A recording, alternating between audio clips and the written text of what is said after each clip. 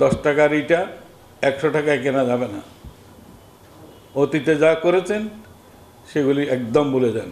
এটা নতুন একটা বাংলাদেশ।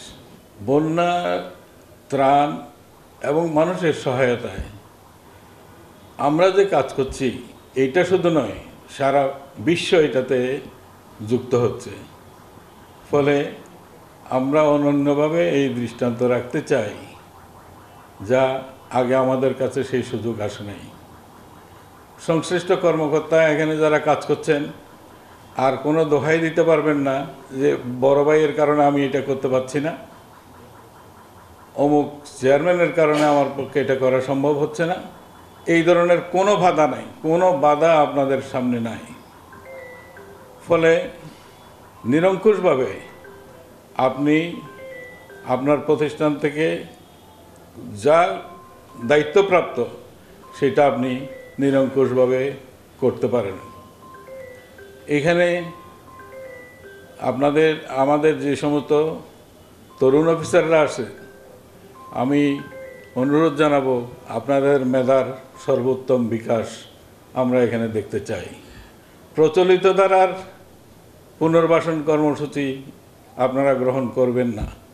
ইতিমধ্যে বহুবার হয়েছে, বালির বাঁধ দেবেন, আবার যাবে, আবার বালির বাঁধ হবে।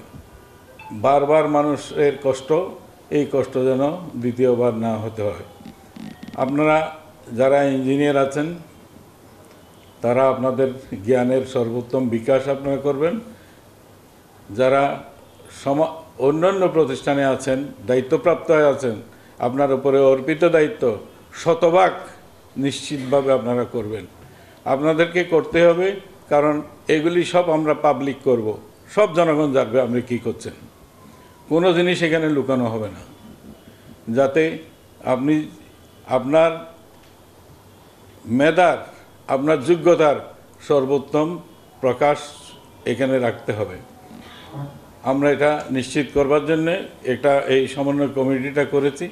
আমরা এটা নিত্য যাচাই করব, আমরা সবসময় এটা মনিটর করব, আমরা এটা দেখব এবং জনগণও দেখবে।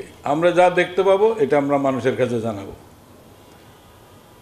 10 টাকার ইটা 100 টাকায় কেনা যাবে না। অতীতে যা করেছেন সেগুলি একদম ভুলে যান। এটা নতুন একটা বাংলাদেশ। এটা মনে রাখবেন, এটা পরিবর্তিত বাংলাদেশ। আমাদের আর কোনো দেশ নাই। উত্তর দিকে কাঁটাতারের বেড়া, দক্ষিণে সমুদ্র। আমাদের দেশকে আমাদেরকেই গড়ে তুলতে হবে। এটাই সুযোগ, এই সুযোগ হারানো যাবে না।